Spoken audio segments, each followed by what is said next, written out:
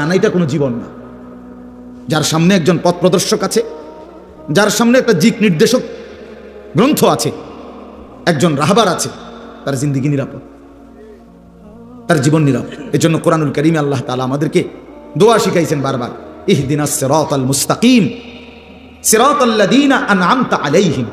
অর্থ হলো, আল্লাহ আমি আপনার কাছে সিরাতে মুস্তাকিম, সরল সঠিক রাস্তার হেদায়েত চাই। আল্লাহ আমারে দেন সরল সঠিক রাস্তা বাতলে দেন। এখন আল্লাহ পাকের কাছে আল্লাহ আমরা আবার এটাও বলে দিলাম, আল্লাহই শিখাইছেন। এখন আমি আল্লাহর কাছে সরল সঠিক রাস্তা চাই, মানে কি?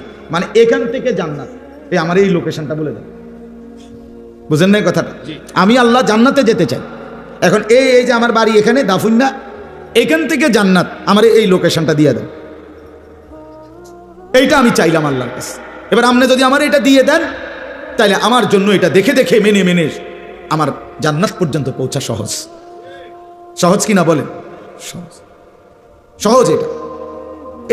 এই তখন আল্লাহ তাআলা বান্দাকে দুইটা জিনিস দিয়েছেন। একটা হলো এই যে কিতাব কোরআনুল কারীম দান করছেন, আর একটা হলো রাসূলুল্লাহ সাল্লাল্লাহু আলাইহি ওয়াসাল্লামকে দান করছেন। একজন রাহবারও দিলাম, কিতাবও দিলাম। কিতাবুল্লাহ রিজালুল্লাহ। আল্লাহ বললেন, বান্দা সিরাতে মুস্তাকিম চাচ্ছ, জান্নাতের রাস্তা চাচ্ছ, কিতাবের মধ্যেও দিয়ে দিছি, বুঝাইয়া দেওয়ার মতো রাসূলও দিয়ে দিছি। এবার আর ভুল হওয়ার কোনো সুযোগ নেই, রাস্তা হারাবার কোনো যুক্তি নাই। বিশ্বাস করেন, আমি সবসময় এটা বলি, আল্লাহ যার রব, মুহাম্মদ সাল্লাল্লাহু আলাইহি সাল্লাম যার রাসূল, কোরআন যার কিতাব, ইসলাম যার ধর্ম, এই চারটি সর্বশ্রেষ্ঠ দৌলত নিয়ামত যার আছে, সে নষ্ট হবে কেন? সে চরিত্রহীন হবে কেন? সে বরবাদ হবে কেন? কিসের অভাবে মিয়া তুমি হারিয়ে গেলা? কিসের অভাবে? এই চারটাই তো সর্বশ্রেষ্ঠ। আল্লাহই সর্বশ্রেষ্ঠ, মুহাম্মদ সাল্লাল্লাহু আলাইহি সাল্লাম সর্বশ্রেষ্ঠ, কিতাব কোরআন সর্বশ্রেষ্ঠ, ইসলাম সর্বশ্রেষ্ঠ। তাহলে চারটি সর্বশ্রেষ্ঠ নিয়ামত আমার কাছে আছে, আল্লাহ আমার দিছে, আমি এরপরও পথহারা হব? এটা কেমন কথা? কত বড় জুলুম, কত বড় জুলুম! এই জন্য এর চাইতে বড় দুর্ভাগ্য আর কারো হইতে পারে না যে আল্লাহকে পেয়ে ভুল পথে চলে গেল, রাসূল সাল্লাল্লাহু আলাইহি সাল্লামের মতো নিয়ামত পেয়ে ভুল পথে চলে গেল, কোরআনের মতো দৌলত পাইয়া জাহান্নামের রাস্তায় চলে গেল, ইসলামের মতো ধর্ম পেয়ে জাহান্নামের রাস্তায়। কেন? কেন? আমি এবার আপনার উত্তরবঙ্গ দাওয়াত ও তাবলীগের মেহনতে ছিলাম। মিয়া সাহেব ৭২ বছর বয়স্ক চাচা, হিন্দু, ওনার 2 ছেলে মুসলমান। তো 2.5 ঘন্টা আমরা 3 জন আলেম ওনারে কালেমার দাওয়াত দিছিলাম, ইমানের দাওয়াত। তো 2.5 ঘন্টা বলার পরেও, বুঝানোর পরেও, চেষ্টার পরে ওনার মুখ দিয়ে একটাবার এই কালেমা লা ইলাহা ইল্লাল্লাহ এই শব্দটা উচ্চারণ করাইতে পারিনি। উনি বলতেছেন আমি এটা পড়বো না। উনি এমনি কথাগুলো মানে, বাংলা কথাটি মানে। উনি বলছে ঈশ্বর অদ্বিতীয়, ঈশ্বরের কোনো অংশীদার নাই, এটা উনি কয়, কিন্তু লা ইলাহা ইল্লাল্লাহ এটা কইতে রাজি না। আমি কানসি পর্যন্ত তখন, চোখের পানি ফেলে, যে হায়, খুব বেশি নিজের কাছে তখন আফসুস লাগছে যে হারে আল্লাহ, ৭২ বছর বয়স্ক একটা লোক, জীবনে কোনোদিন তার জবান দিয়া আল্লাহর কালেমাটা উচ্চারণ হলো না। আর আমারে আল্লাহ, আপনারে নওজোয়ান ভাই, তোমাদেরকে আল্লাহ কত বড় দৌলত দিছে যে আমরা সেই ছোট্টবেলা থেকে কত হাজার বার এই কালেমাটা পড়তে পারছি। এই সৌভাগ্যের কি মানে, এই সৌভাগ্যের বিনিময় আল্লাহ যে এত বড় কিসমত আমগরে দিছে, এটার কি যোগ্যতা আমাদের? আমাদের কোনো যোগ্যতা আছে কি আসলে? তো আল্লাহ তাআলা দয়া করে আমারে মুসলমান মার ঘরে জন্ম দিছে, দয়া করে আমারে মুসলমান বাবার ঘরে জন্ম দিছে। আমি জানতাম না, কেউ আমরা জানতাম না। লাম ইয়াকুন শাইআম মাযকুরা। আল্লাহ বলেন, তোমরা তো উল্লেখ করার মতো কিছুই ছিল না, তোমাদের নিয়ে কারো কাছে কোনো আলোচনা ছিল না। একটি ইউনিয়নের মধ্যে কয়জন মুসলমানের ঘরে হবে, কয়জন হিন্দুর ঘরে হবে, এটা মেম্বার চেয়ারম্যানরাই তো ঠিক করে দেয় না। আল্লাহ তাআলা বলেন, কারো কোনো নাম ধাম তো ছিল না, পৃথিবীর কেউ জানতো না। আমি আল্লাহ আমার ফয়সালাতে যাকে যেভাবে বন্টন করার আমি বন্টন করেছি, আমি বন্টন করেছি। এজন্য ভাই আমার, বন্ধু আমার, দোস্ত আমার, বাস্তবতা এটাই, আল্লাহকে পেয়ে পথ হারাইলে দুর্ভাগ্য, মুহাম্মদ সাল্লাল্লাহু আলাইহি সাল্লামের মতো রাসূল পেয়ে পথ হারাইলে দুর্ভাগ্য, কোরআনের মতো কিতাব পেয়ে পথ হারাইয়া গেলে দুর্ভাগ্য, ইসলামের মতো দৌলত পেয়ে কেন আমরা নষ্ট হব? কেন আমরা বিপথে চলে যাব? এই চারটি নিয়ামত যার কাছে আছে সে কেন কাফেরের অনুসরণ করবে? সে কেন ইহুদি, হিন্দু, বৌদ্ধ, খ্রিস্টান, নাস্তিক, মুরতাদ, দুশ্মনের অনুসরণ কেন করবে? আমার কিসের অভাব পড়ছিল? আল্লাহ তাআলা আমাদেরকে বুঝার তৌফিক দান করেন। আল্লাহ তাআলা আমাদের প্রত্যেককে বুঝ দান করেন। এজন্য ভাই আমার বলার উদ্দেশ্য ছিল এই কথাটাই, যে এই মাহফিলগুলো আমরা আসতেও কষ্ট হয়, ইন্তেজামওয়ালাদেরও কষ্ট হয়, আপনাদের বসে থাকতেও কষ্ট হয়। এটা বাস্তবতা। এই ঘাড় আছে না, এরকম তাকাইয়া থাকলে 1 ঘন্টা ঘাড়ে ব্যথা করে। আমিও তো অনেকের বড় বড় আলেমদের বয়ান শুনি, তখন তো আমারও বুঝি যে এরকম যে একটানা তাকায় থাকলে কষ্ট আছে, ঘাড়ের মধ্যে কি লাগে, কষ্ট লাগে, ব্যথা লাগে। তাহলে এই কষ্ট করে যদি আমি শুনলাম আল্লাহর কথা, আয়োজন করলাম, আসলাম আমরা, বিনিময়ে আমাদের কোনো পরিবর্তন হলো না, তো কি হলো ভাই? হলোটা কি? তুমি যুবক তোমার মতোই রয়ে গেলা বছরের পর বছর, তো আল্লাহর কোরআন তোমার উপরে কি প্রভাব ফেললো? এই ওয়াজ, এই নসিহত তোমার মধ্যে কোনো পরিবর্তন আনলো না। কলিজা এত পাথর হয়ে গেল, দিল এত শক্ত হয়ে গেল ভাই এই অল্প বয়সে। তোমরা ছেলেরা আগে চিন্তা করো আমার এই কথাটা।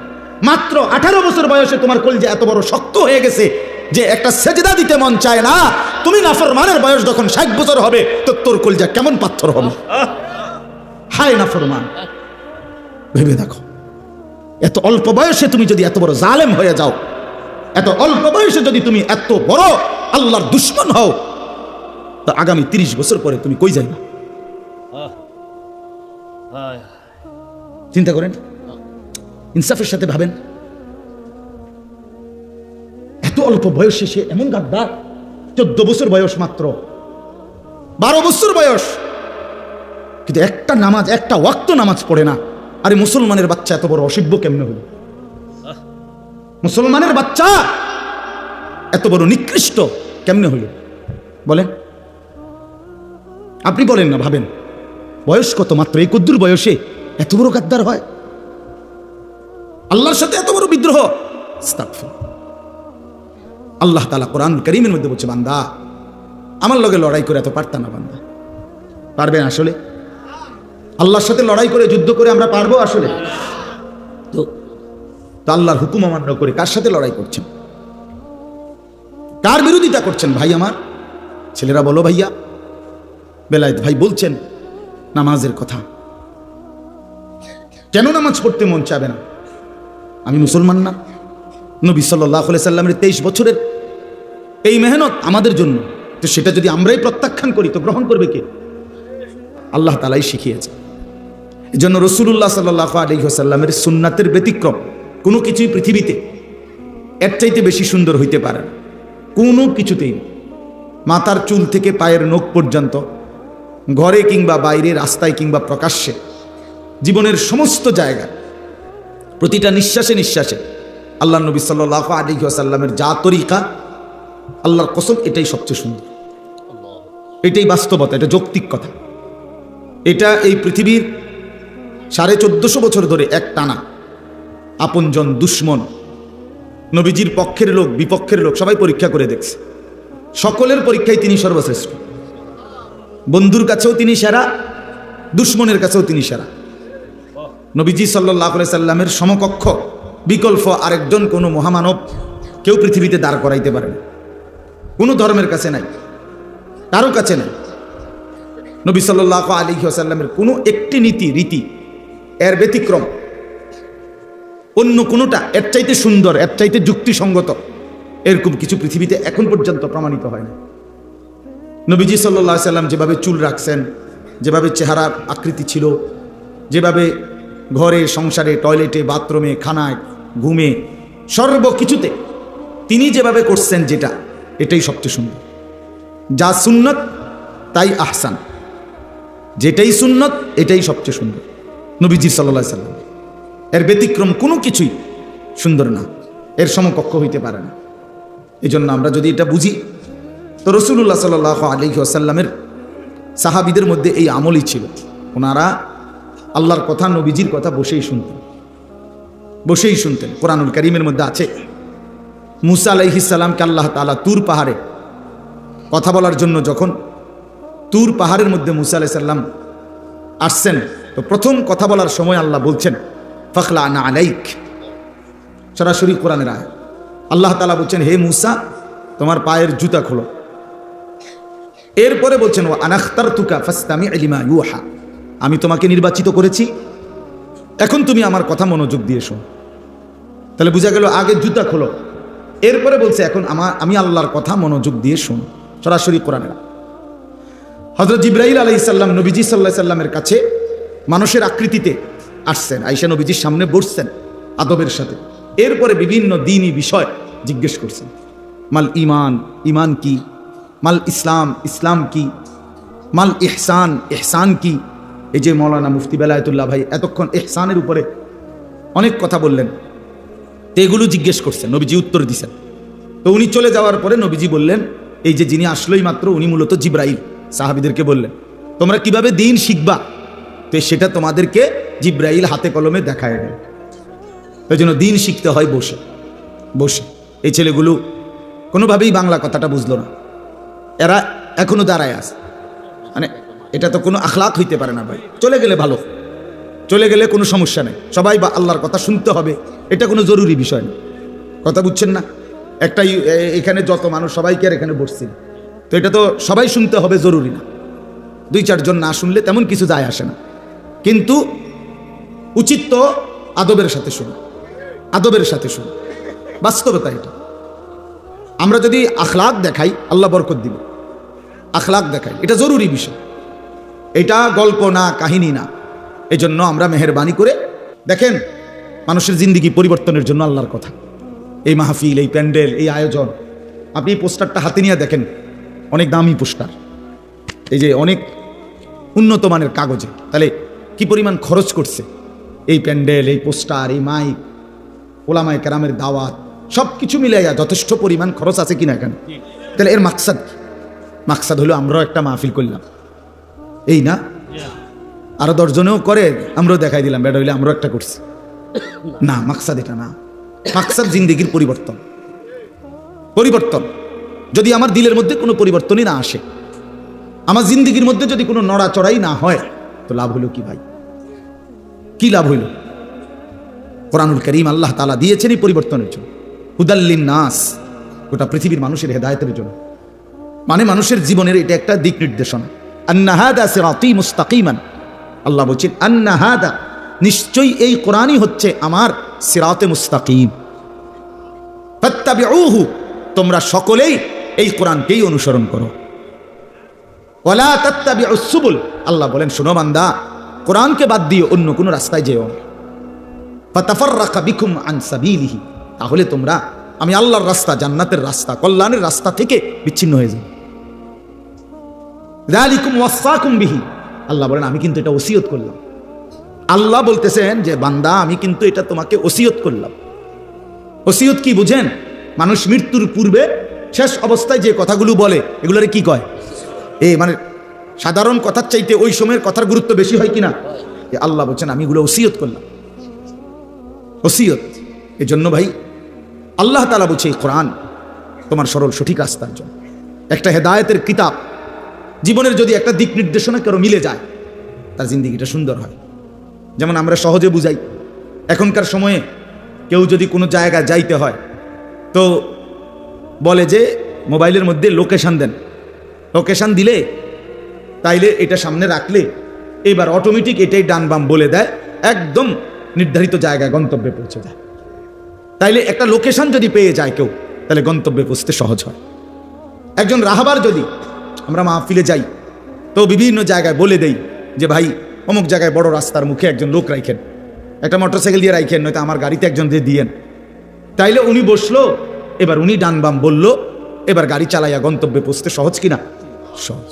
এই জন্য কেউ যদি পথ প্রদর্শক পায়, লোকেশন পায়, দিক নির্দেশনা পায়, তার জিন্দেগি চলতে সহজ হয়, সহজ হয়। এমনি যে চলে যে আমার বুদ্ধিতে যেটা ধরে, আমার মাথার যখন যেটা ভাল লাগে, বিশ্বাস করেন ওই মানুষের জিন্দেগি সুন্দর হয়। যুবক ভাই তোমাদেরকেও বলি, যে মানুষ নিজের ইচ্ছা মতো চলে, আল্লাহর কসম তার জীবনের কোনো নিয়ন্ত্রণ হয় না। কোনো দিনও সে সুন্দর কোনো জীবনের একটা সৌন্দর্য টার্গেট পূরণ করতে পারে না। মনের ইচ্ছা মতো যে চলে, আমার মনে যা চায় বলেন না।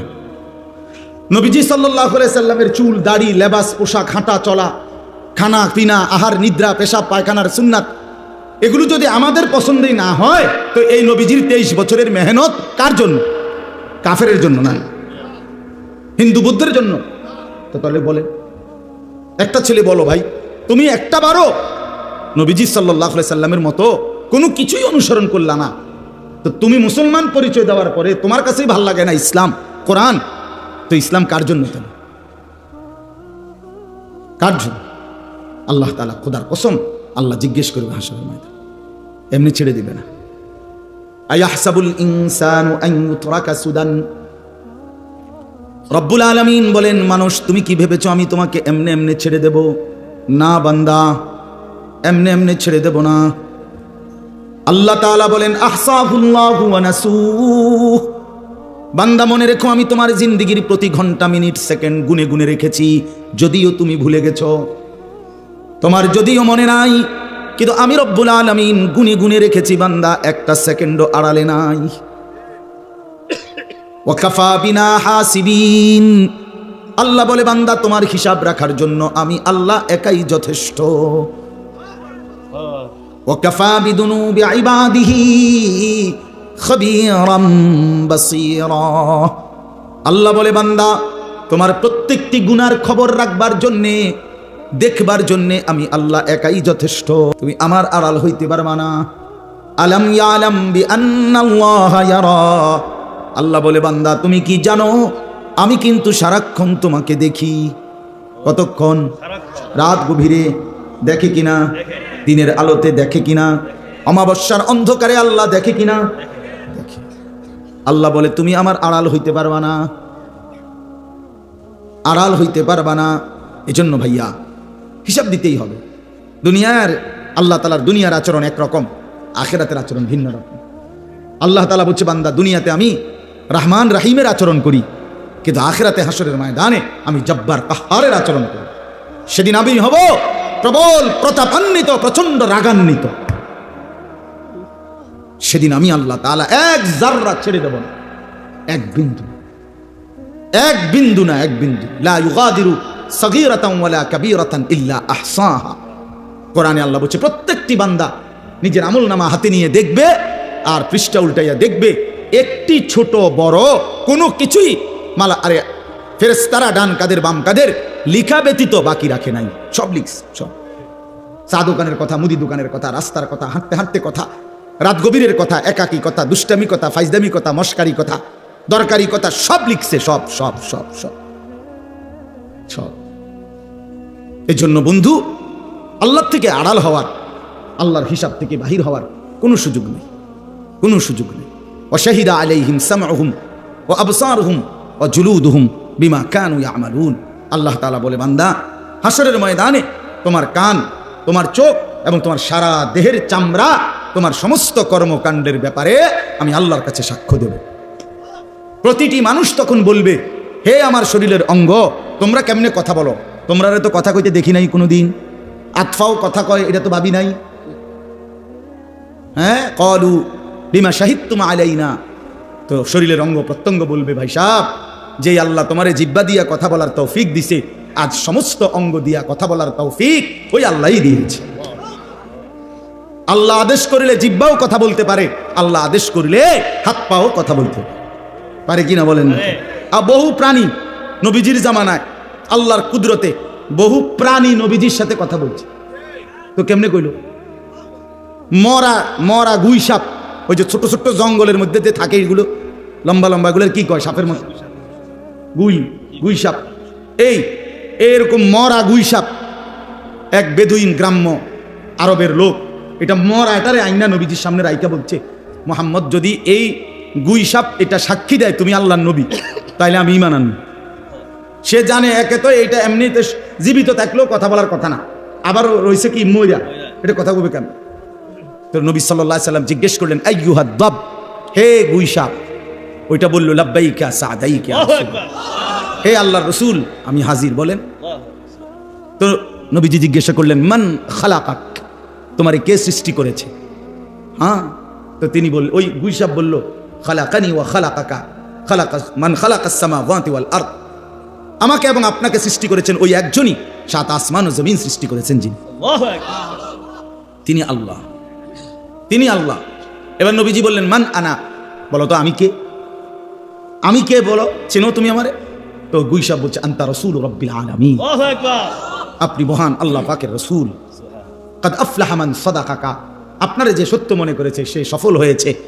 ওয়া কাদ খাবা মান কাযাবাকা, আপনারে যে মিথ্যা মনে করেছে সে বরবাদ হয়ে গেছে।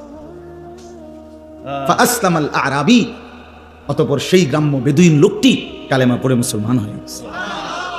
তা তাইলে কি বুঝা গেল? রাসূলুল্লাহ সাল্লাল্লাহু আলাইহি ওয়াসাল্লামের জামানাতেই তো নবীজির সাথে কথা বলছে। তাহলে আল্লাহ হুকুম করলে যে কোনো কিছুই কি করতে পারে? কথা বলতে। এই জন্য ভাই, রাত অনেক হয়েছে, আমরা খুব দেরি করতে চাই না। নিজেকে আল্লাহকে বাদ দিয়ে আখেরাতকে ভুলে গিয়ে বাবাদেরকেও বলি, মাঝ বয়সী ভাইদেরকেও বলি, কেউ নিজের চালাক মনে করেন না। আমার অনুরোধ, আমি প্রতিদিন একই কথা, আল্লাহরে বাদ দিয়া অন্য কিছুর উপরে ভরসা করেন না। না ব্যবসার উপরে, না চাকরির উপরে, না ক্ষেতের উপরে, না দোকানের উপরে, না সিএনজির উপরে, না অটোর উপরে, না বিদেশের ছেলেটার উপরে, কারোর উপরে না বাপ। আল্লাহকে বাদ দিয়ে কাউকে বন্ধু বানাবেন না। মুমিনের বন্ধু শুধুই আল্লাহ।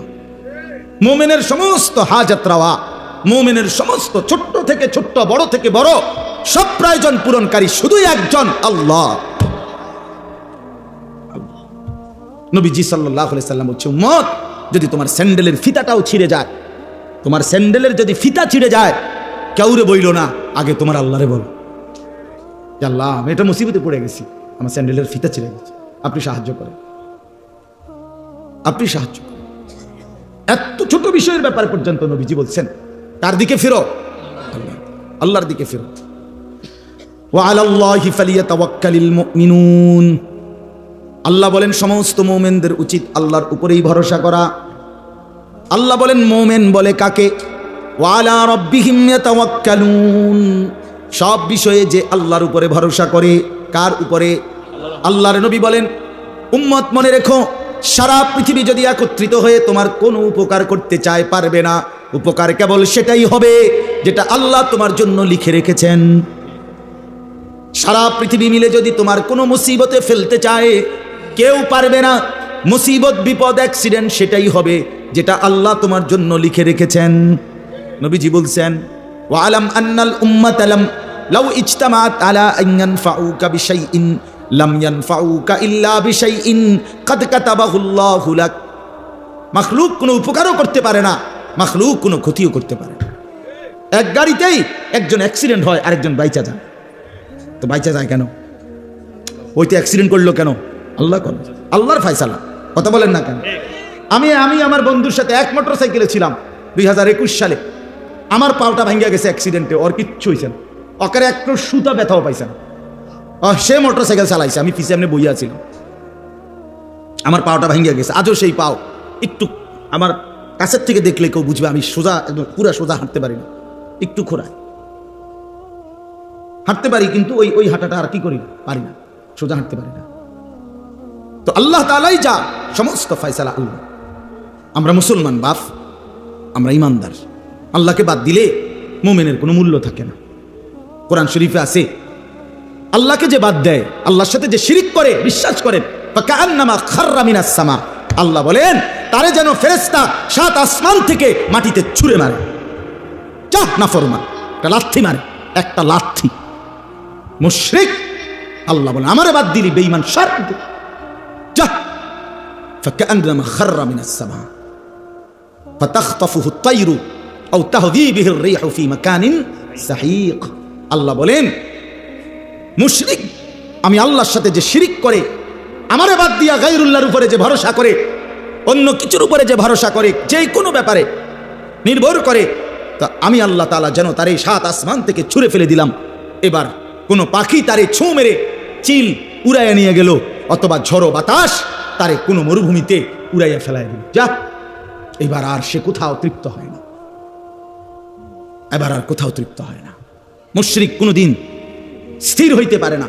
আল্লাহরে বাদ দিলে বন্ধু আর কোথাও নিরাপদ আশ্রয় মিলে না। ফামান লাম ইয়াজআলিল্লাহু লাহু নূরান ফামা লাহু মিন নূর। আল্লাহ বলেন আমার আলোক থেকে যে বঞ্চিত, তার জন্য আর কোথাও কোনো আলো নাই।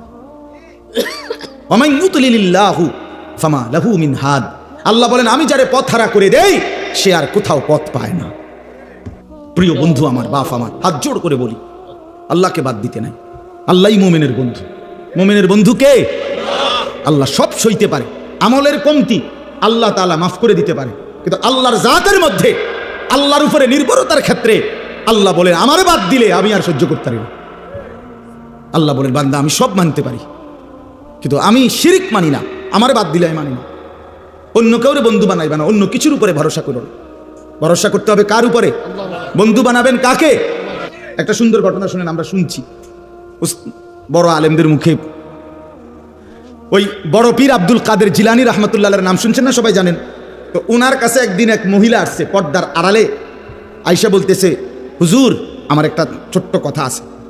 তো বলতেছে কি বলো? তো ওই মহিলা পর্দার আড়াল থেকে বলতেছে হুজুর বিশ্বাস করেন আল্লাহ তাআলা আমাকে অনেক বেশি রূপ সৌন্দর্য দান করছে, আমি অনেক সুন্দরী নারী, আমারে আল্লাহ যথেষ্ট পরিমাণ রূপ যৌবন সৌন্দর্য দান করছে। শরীয়তের অনুমতি নাই এই জন্য আপনারে দেখাইলাম না, কিন্তু মুখে বললাম। কিন্তু হুজুর আমি আসছি একটা তদবিরের জন্য। কি তদবির? আমার স্বামী আমার এত যথেষ্ট রূপ সৌন্দর্য থাকার পরেও আমার স্বামী আমারে বাদ দিয়া অন্য মহিলার দিকে নজর দেয়, সম্পর্ক পরকিয়া, আমি এটা সহ্য করতে পারি না, আপনি আমারে কোনো তদবির থাকতে দেন। এই বড় পীর আব্দুল কাদের জিলানী রহমতুল্লাহ একটা চিৎকার দিয়া বেহুশ হয়ে গেছে।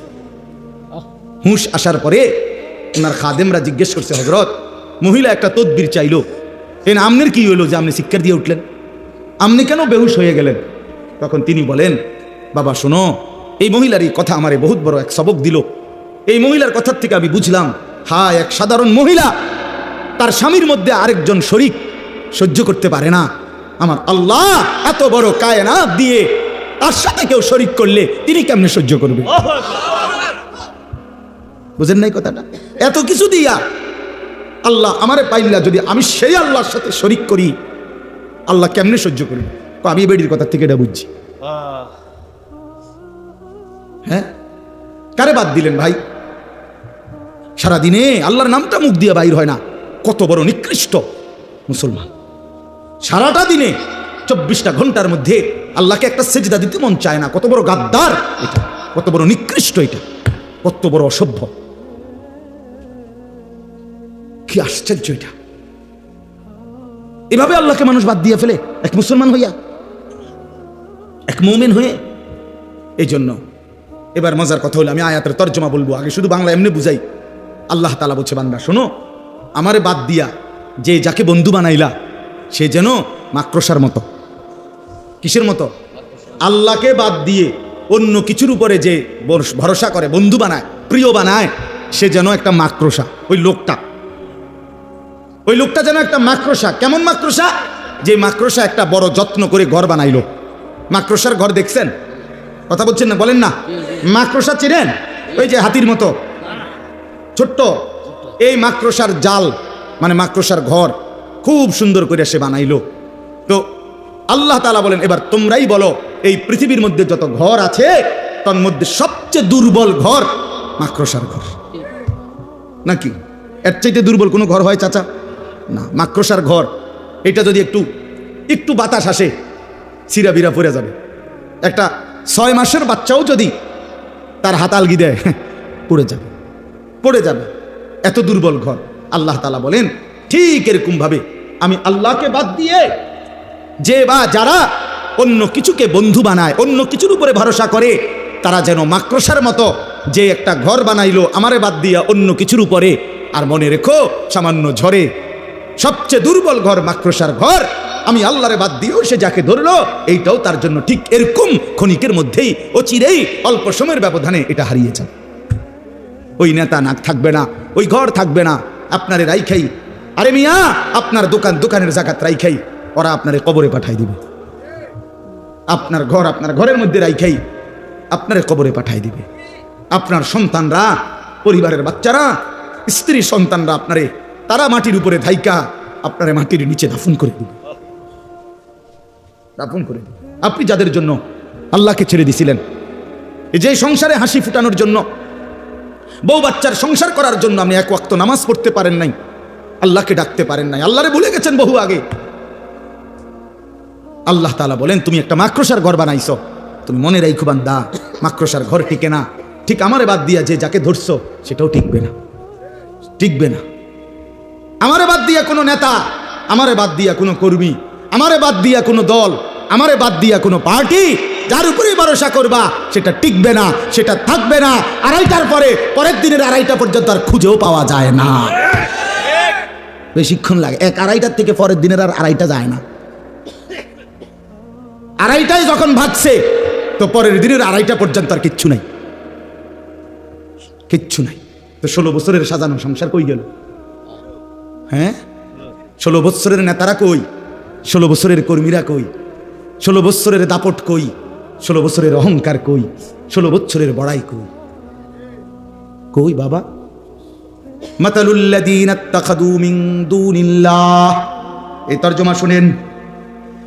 আল্লাহ বলেন, আমি উদাহরণ দিচ্ছি বান্দা, আমি আল্লাহকে বাদ দিয়ে অন্য যা কিছুকে বন্ধু বানায় যারা, কামাসালিল আনকাবুত, তারা যেন মাকড়সার মতো। কিসের মতো? ইত্তাখাযাত বাইতান, যে একটা ঘর বানিয়েছে মাকড়সা। মাকড়সা যেমন একটা ঘর বানায়, তুমি মাকড়সাও একটা ঘর বানিয়েছ। ইন্না আওহানাল বুয়ুতি লাবাইতুল আনকাবুত, আল্লাহ বলে জেনে রেখো বান্দা, এই পৃথিবীতে সবচেয়ে দুর্বল ঘর মাকড়সার ঘর। ঠিক তেমনি ভাবে আমি আল্লাহরে বাদ দিয়ে তুমি যেটারে ধরছো সেটাও এরকম দুর্বল ঘর, সেটাও এমন দুর্বল ভরসা। যে ছেলেদের জন্য এত কিছু করলা, ওরা সত্যি সত্যি তোমার কথা মনে রাখবে না, কিন্তু তুমি যদি আল্লাহরে মনে রাখতা, আল্লাহ বলে বান্দা ফাদকুরুনি আযকুরুকুম, তুমি যদি আমারে মনে করো বান্দা, আমি ওয়াদা দিলাম আমি তৎক্ষণাৎ তোমাকেও মনে করব। তুমি ডাইকো আমারে, আমিও ডাকবো তোমারে। বান্দা বলে আল্লাহ, রব্বুল আলামিন বলে লাব্বাইক ইয়া আবদি, বলো বান্দা আমি হাজির। বান্দা আবার বলে আল্লাহ, বান্দা বারবার বলে সুবহানাল্লাহ সুবহানাল্লাহ আলহামদুলিল্লাহ। আল্লাহ প্রতিবারই বলে লাব্বাইক ইয়া আবদি, বান্দা বলো না আমি হাজির, আমি হাজির, বলো কি চাচ্ছ। বান্দা কিছুই বলে না, শুধু আল্লাহরে ডাকে, আল্লাহরে ডাকে, আল্লাহরে ডাকে, আল্লাহরে ডাকে। জিকির করতে করতে মজা পায়। একটা সময় আল্লাহ বলেন, হাদিসে কুদসির মধ্যে আছে, আল্লাহ বলে বুঝছি বান্দা তুমি আমারে ডাইকা বড় মজা পাইছো, ঠিক আছে বান্দা তুমি আমারে ডাকতে থাকো, আমি আল্লাহ তোমার প্রয়োজন পূরণ করতে থাকি। আমি তো সবই জানি, তোমার বউটা যে অসুস্থ আমি তো জানি, ছেলেটা যে বিদেশে অসুবিধা আছে আমি তো জানি, তোমার দোকানে বেচা কেনা কমে গেছে আমি তো জানি, তুমি এই এই রোগ শোকে ভুগছো আমি তো জানি। জানে না? জানে না? তো আল্লাহ বলে তুমি আমারে ডাকতে থাকো, আমি তো তোমার কি কি অসুবিধা আমি তো জানি বান্দা, আমি সেগুলো পূরণ করতে থাকি। কেন আমারে বাদ দিবা?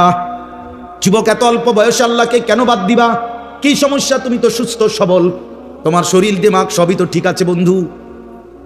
বৃদ্ধ বয়, আমার আম্মা, আমার মা 70-এর মতো বয়স, আহা মা আমার এখনো জীবিত আছে ভাইয়া, আমি বহু আজে বলছিও।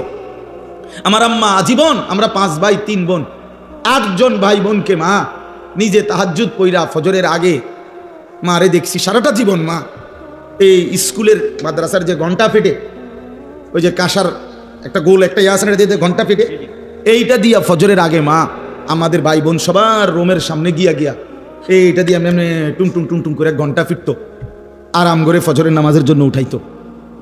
যে মা আমার নিজে 5 ওয়াক্ত নামাজ পড়তো, আমগরে নামাজ পড়াইতো, যে মা আমার 5টা ছেলেকে আলেম বানাইবার জন্য চেষ্টা করছে, এই মা এই বয়সে আইসা মা আমার, বিশ্বাস করেন আমার আম্মা এখন এমন অসুস্থ যে মার হাতে একটা ট্যাবলেট দিলে, বিশ্বাস করেন একটা ঘন্টাও যদি মার হাতে এটা রাখি, মারে 1000 বার 1,00,000 বারও যদি বলি মা এটা ওষুধ ওষুধ, মা এটা আপনি খান, আল্লাহর কসম মা এটা বোঝে না, মা বোঝে না বন্ধু। আমি সেই মার সন্তান, যে মারে আমি দেখছি মা আমার কত মেহনত করছে। ওযু করতে বসাইলে মা বুঝে না, নামাজের রাকাত মা চিনে না। হ্যাঁ, ওহ কি আয়াত, ওই যে ওয়ামিনকুম মান ইউরাদ্দু ইলা আরদালিল উমর লিকাই লা ইয়ালামা মিন বাদি ইলমিন শাইআ। আল্লাহ বলেন আমি কাউকে কাউকে এতটা বৃদ্ধ অবস্থায় পৌঁছাই যে তখন আর পিছনে যা যা জানতো কিছুই আর জানে না। সূরা হজ্জের আয়াত, লিকাই লা ইয়ালামা মিন বাদি ইলমিন শাইআ। আমি আল্লাহ বৃদ্ধ বয়সে একটা সময় সব কিছু পিছনের ভুলাইয়া দেই। মা আমার জগতের আর কিছুই বোঝে না।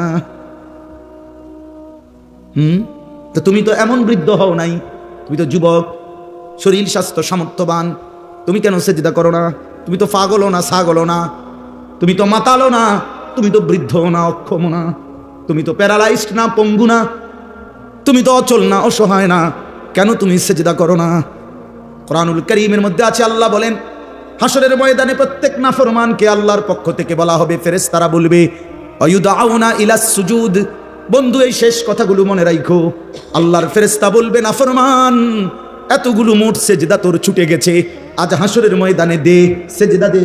ফালা ইয়াস্তাতিউন, লক্ষ কোটি বার চেষ্টা করে নাফরমান একটি সেজদাও দিতে পারবে না।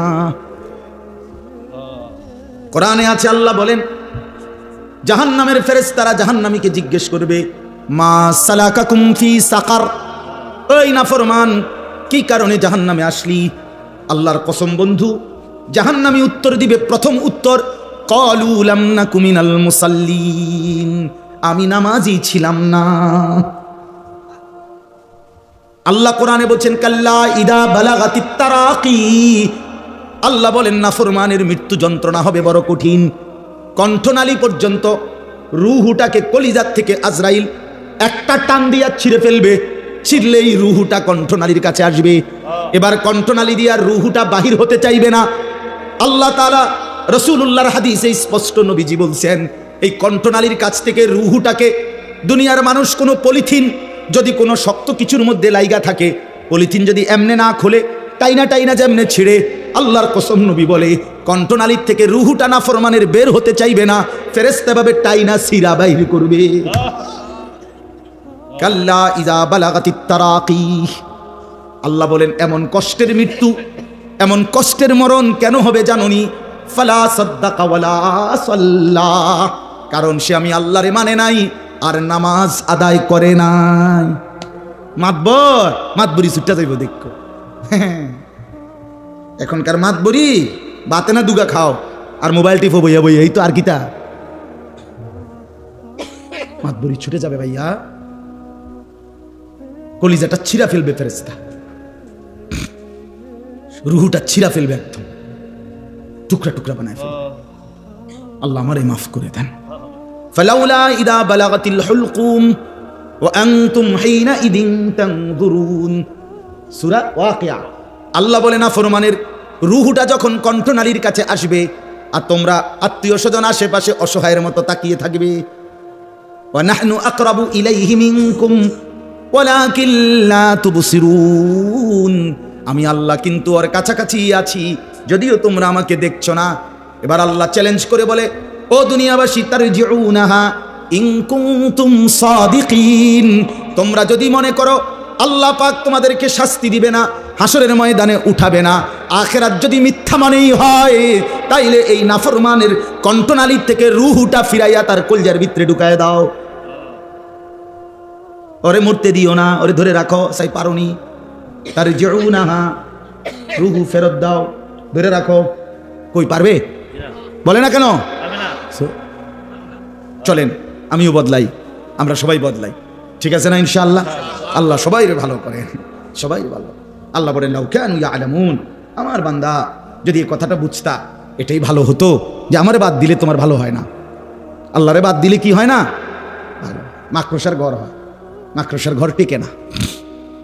ইন্নাল্লাহা ইয়ালামু মা ইয়াদউনা মিন দুনিহি মিন শাই, আল্লাহ বলেন আমারে বাদ দিয়ে যে যাকে যেই জিনিসকে ডাকতেছ, ভরসা করছো, আমি জানি, সব জানি। অহুয়াল আজিজুল হাকিম, আর মনে রেখো একমাত্র ক্ষমতাবান প্রজ্ঞাময় শুধুই আমি আল্লাহ। তিলকাল ওয়া তিলকাল আমসালু নাদরিবুহা লিন-নাস, আল্লাহ তাআলা বলেন আমি উদাহরণ দিয়া, মাকড়সার উদাহরণ দিয়া স্পষ্ট করে তোমাদের মানুষদেরকে আমি আল্লাহ বুঝাইয়া দিলাম। ওমা ইয়াকিলুহা ইল্লাল আলিমুন, আর আমার এই কথার থেকে বুঝবে তারাই যাদের মধ্যে আল্লাহ তাআলা কোরআনের বুঝ দিছেন, রাসূলের ইলমের বুঝ দিছেন, আর বিবেক বুদ্ধি দান করছেন, ইলম দান করছেন, তারাই বুঝবে। দুনিয়া লুভি মাতাল বুঝবে না। সে বলবে ও হুজুর এরকম কয়, তুমিও আচ্ছা মনে করো না, কইয়া উড়াই দিলারি, দাও উড়াইয়া দাও, অসুবিধা কি? বাতে তো খাও, আমরা বাতে খাই। দুনিয়া এই এমনি এমনি পার হইয়া যাবে। কাব্বাইয়া কুব্বাইয়া দুনিয়া পার হয়ে যাবে। হাসলেও দুনিয়া শেষ, কাঁদলেও দুনিয়া শেষ। কথা বলেন না? হ্যাঁ, আজকের রাত যার দুঃখের রাত তারও ভোর হবে, আজকের রাত যার আনন্দের রাত